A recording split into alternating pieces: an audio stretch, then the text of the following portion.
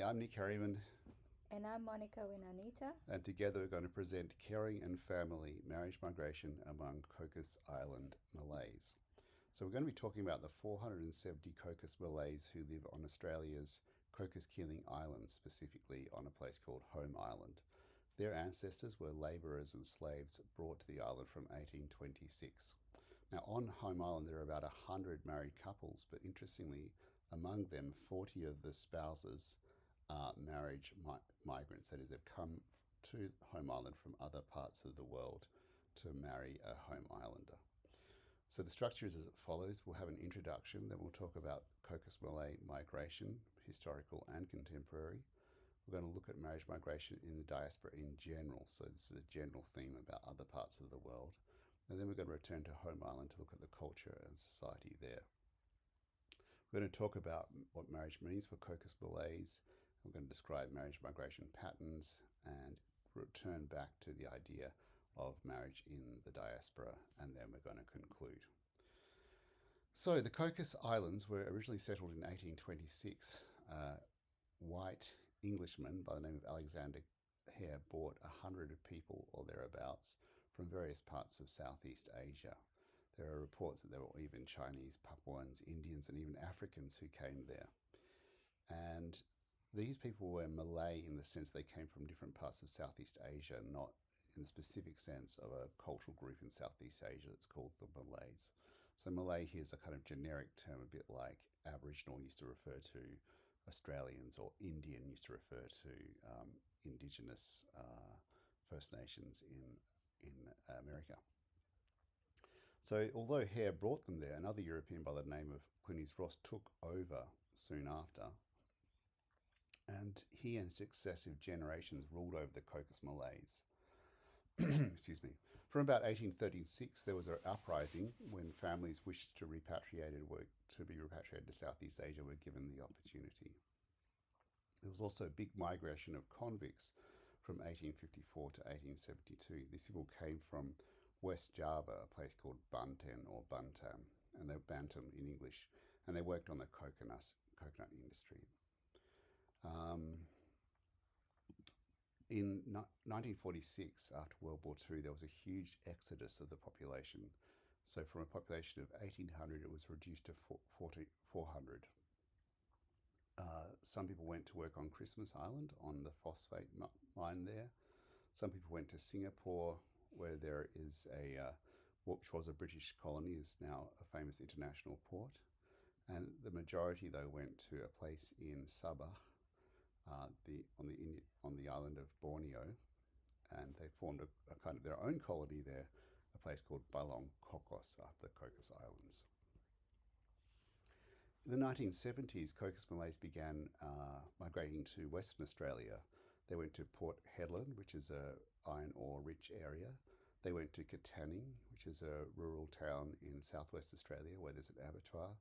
They went to Geraldton, where there's also an abattoir. They went to Perth, which is the capital of Western Australia, and particularly these days inhabit an area called Canning Vale, and also went to Bunbury. Since the 1980s, there's been a return from this migration to the Cocos Islands. The Cocos Islands formally became an Australian territory in 1984. They actually voted to become one then. Before then, the relationship had been a bit more tenuous. We find, though, that once that had happened, that people started returning to the Cocos Islands, returning from the diaspora, that is, from the migration to the Cocos Islands, and this was partly enabled through marriage. And also people began moving from the Cocos Islands, as I mentioned, from the 1970s down to Western Australia. So there was a kind of movement from north to south. People from the diaspora in Southeast Asia moved to Cocos Islands, and people from the Cocos Islands also moved to Western Australia. So there's 2 points to be made in relation to what we're going to talk about. Firstly, the migration is a huge factor in Cocos history. The islands were initially uninhabited, and a large migration of 100 people settled the islands, and since then it's been a constant flow of people. Also, there's a comparatively large diaspora. What I mean by this is most Cocos Malays don't live on the Cocos Keeling Islands. So now to marriage migration in the Asia Pacific region.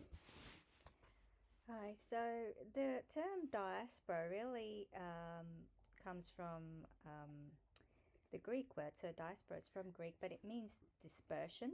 So that's where originally the term is about homeland orientation, back to, for example, the Greek diaspora, back to Greece, and boundary or identity maintenance. So, for example, in Melbourne, there's a large Greek community, and they want to maintain their identity. Maybe they eat Greek food, they do celebration, Greek kind of maybe Zorba dances, and so they still do those kind of boundary or identity maintenance. What does it mean to be Greek? So there's perceived similar cultural traits or values and beliefs to those who disperse from the homeland and become a diasporic community. So this is the kind that we wanted to, this term we want to use also for the Cocos Malays. But we question, in terms of the Cocos Malays, the term diaspora, does it perpetuate a homogenous bounded category? So the same, right? Homogenous, the same, bounded. That means it's, there's a maintenance, there's a boundary around it. What does it mean to be Cocos Malay? Does it mean you have to be Muslim, for example, and have a Malay ancestry? So it's useful in this context to explain in marriage, or what the anthropology called endogamy. So Cocos Malays would like to marry other Cocos Malays, so from the diaspora, who dispersed from home island as the homeland, and then they'll live in all those different places that Nick has explained, such as Perth, Ketanning, Singapore, and Balong Cocos in Malaysia. Okay, in terms of in marriage, there are two trends. So this is the Cocos Malays. They seek spouses in the home country. So this is an example we're giving just in general about marriage trends. So for example, in terms of migration, an Australian Vietnamese man would seek a wife from Ho Chi Minh City in Vietnam. So seeking a spouse from the home country where they disperse from. And then you also can seek spouses in diaspora. I was just telling before how Cocos Malay would like to have spouses from other parts of the diaspora. Here we've got an example, just a different kind of migrant group, where a Taiwanese man seeks Southeast Asian Chinese bride. So for example, and Chinese Indonesian, not necessarily Taiwanese, but they've got that similar kind of identity trait, being of Chinese descent. All right, then there is ethnic group in marriage. So then we talk about this in marriage, right? Attempt to maintain identity or group homogeneity or sameness, as I explained before in diaspora. So for example, in terms of migrants in Australia, you can think of the Greeks, the Italians, the Macedonians, Lebanese, Turkish, and Vietnamese.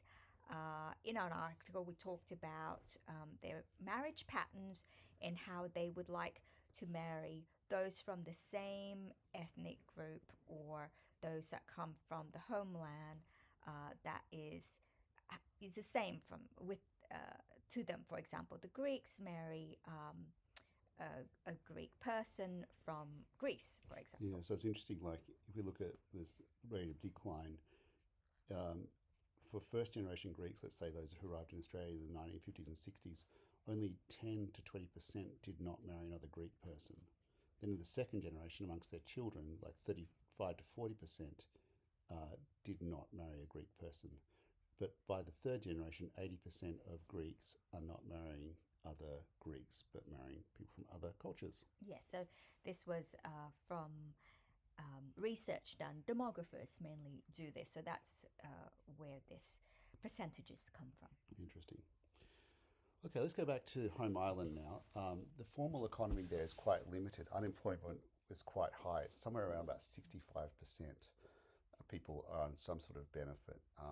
So people get Centrelink, but it's also supplemented by fishing, which is for the most part undertaken by men around the atolls. What employment there is limited. It's mostly part-time. You can work for the Shire Council. There's a cooperative organisation that, as I speak, I think is in a bit of trouble and might be being closed down. I'm not sure though. Virgin Blue used to run flights there. I think another airline company is taking off over there, and a small tourist sector. The flights come once or twice a week from Perth, so you get some mainlanders coming over. So jobs are sought after, and often we say politicised, which is more like there's personality clashes and problems. So just to give you a bit of an idea of of home island culture and society, aside from employment, rituals and life cycle, rituals are an enormous factor there. Um, when we talk about uh, marriage, they're quite almost famous in Western Australia, at least. They're enormous shows with lots of money spent and dancing and other kinds of festivities. As far as life cycle, there are three kind of stages. There's childhood, where you learn your responsibilities in life. There's parenthood, where you become a parent, obviously. That's a huge change in status. So Monika and I are married. We have a daughter. Our eldest is Kiki.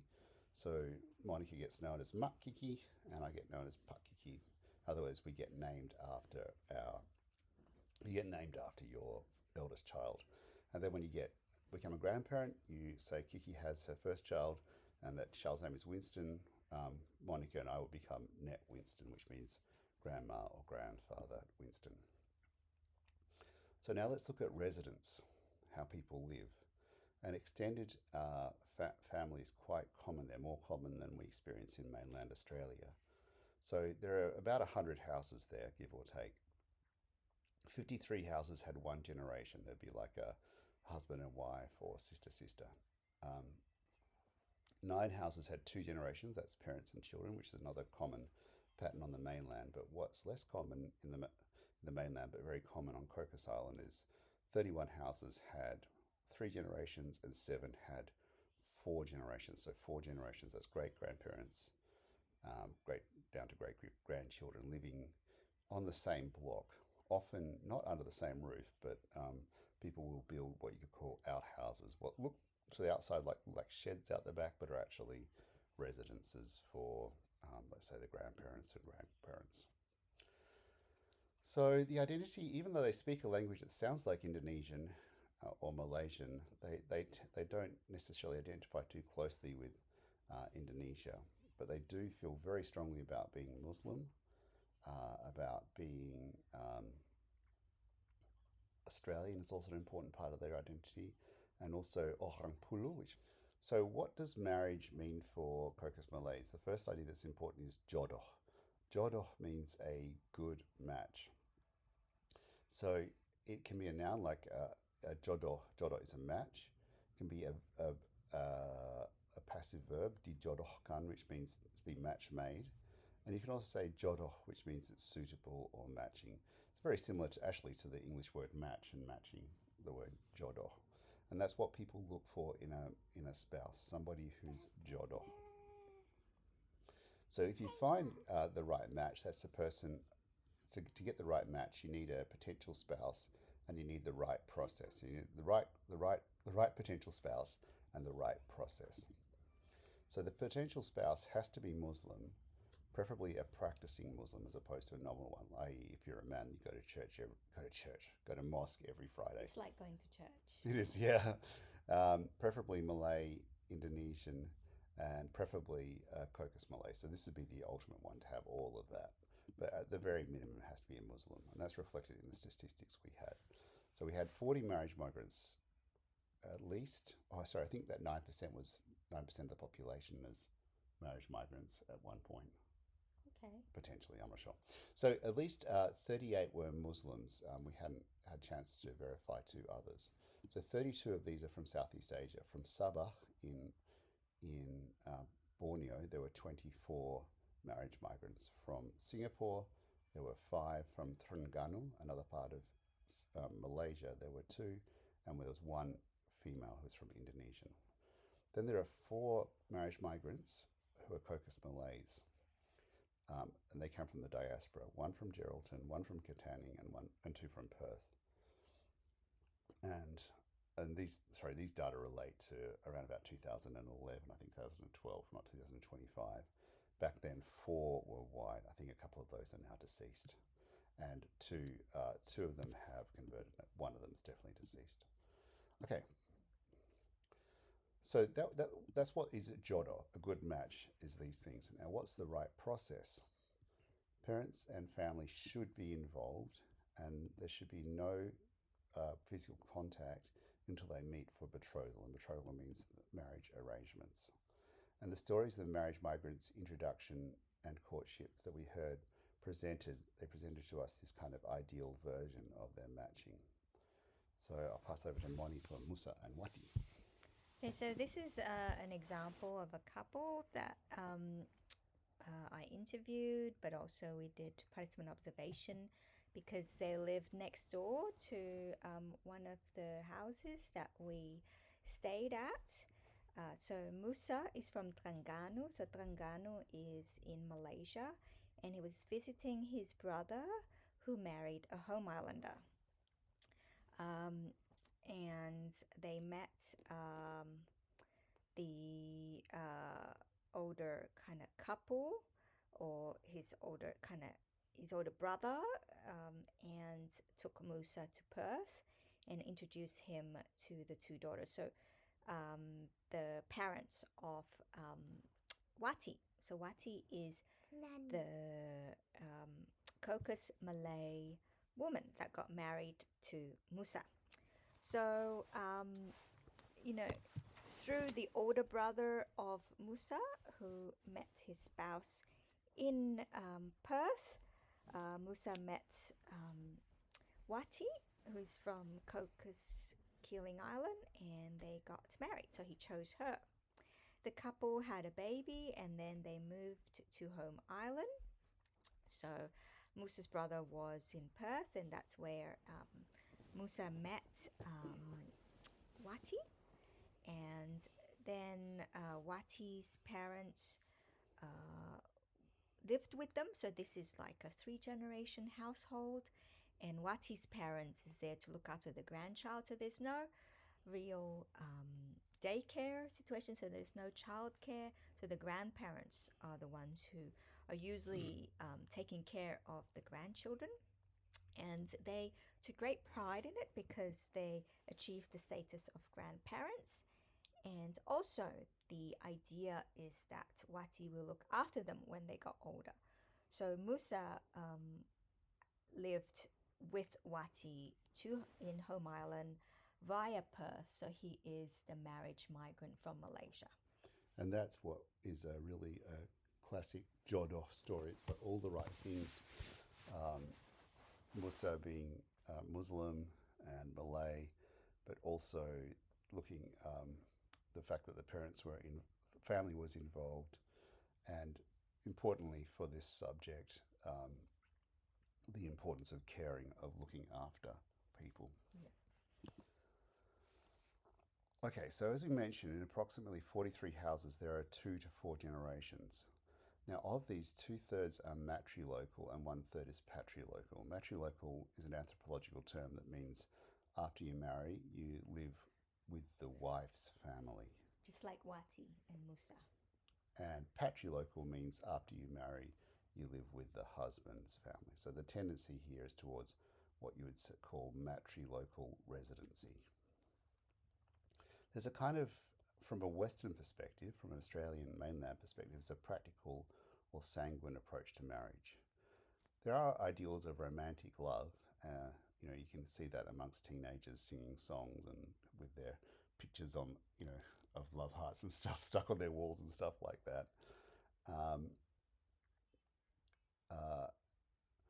But the idea of living in a de facto relationship, which is so common in mainland Australia, is sinful over there. Is zina, which means living in sin. They can date, so that's what we're saying. So teenagers do date. Yeah. But there is, dating mainly one person in the intent that they would Expectation, marry yeah. them. So Yeah, if good they point. were all teenagers, and we have seen, teenagers being matched or, dating in Home Island, and they would grow up together, like went to the same high school, and the families know each other from the Yeah. same island. So, so there is that kind of uh, marriage situation I think as that's well. one of the weddings that's coming up this year is Ah, pretty much yes. something like that. Yes. Yeah. So there's a kind of expectation. The dating's not that serious, but there is an expectation that you will end up marrying the person if you're doing it. So as we mentioned, many marriages involve migration. In 40 of the 100 households, there was a marriage migrant. So the marriage migrant, the meeting was initially on holiday, which we'll get to later. There's a sense that sometimes the marriage migration had a Cocos Island ancestor, that is, they belonged to the diaspora. Sometimes they were following a sibling or another family member who had already migrated, which I think you guys call chain migration, right? Yes, and that was the situation with Musa and his brother who married a Home Islander in Perth. So he was visiting his brother on a On holiday. a holiday. Yeah. Yeah, so then that was the link. Um, there, we also saw cases where a divorced or widowed person was married and a divorcee or a widower. So,